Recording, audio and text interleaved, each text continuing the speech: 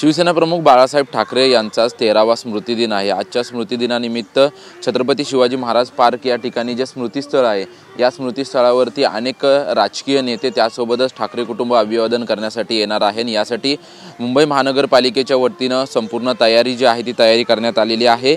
मागच्याच आठवड्यामध्ये या ठिकाणी बाळासाहेब ठाकरे यांच्या स्मृतिस्थळावरती नवीन फुलांची आणि झाडांची लागवड जी आहे ते पालिकेच्या उद्यान विभागाच्या वतीने करण्यात आलेली आहे।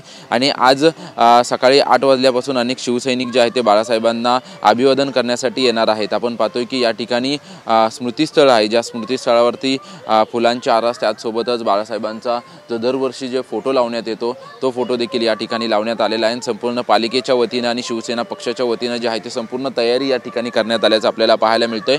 मोठा पोलीस बंदोबस्त देखील या ठिकाणी लावण्यात आलेला आहे, कारण की सकाळपासूनच अनेक शिवसैनिक जे आहेत ते बाळासाहेबांना अभिवादन करण्यासाठी येत असतात आणि त्यामुळे या ठिकाणी मोठा पोलीस बंदोबस्त देखील जो आहे तो मोठ्या प्रमाणात लावण्यात आलेला आहे। त्याचसोबतच 11 ते 11:30 वाजता उद्धव ठाकरे त्याचसोबतच संपूर्ण ठाकरे कुटुंब जे आहे ते बाळासाहेबांना अभिवादन करण्यासाठी स्मृतिस्थळावर येतील।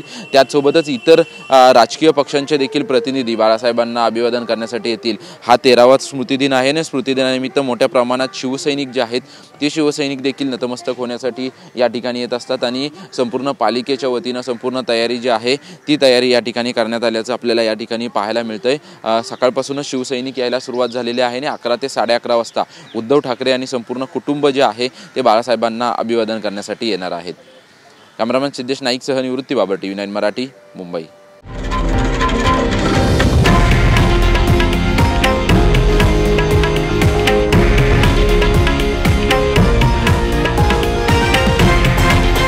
हे आहे देशातील नंबर 1 न्यूज नेटवर्क आणि आपण पाहत आहात TV9 मराठी, एकमेव।